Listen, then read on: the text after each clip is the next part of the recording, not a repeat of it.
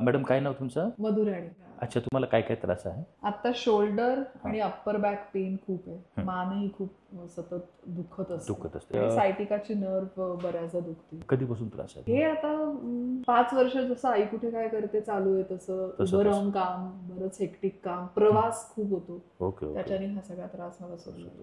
Cervical खूप severe आहे तुम्हाला, कळलं? हे बघा, C5, C6 आणि C7. कसं वाटलं? कमाल. ओके. ओके. बस.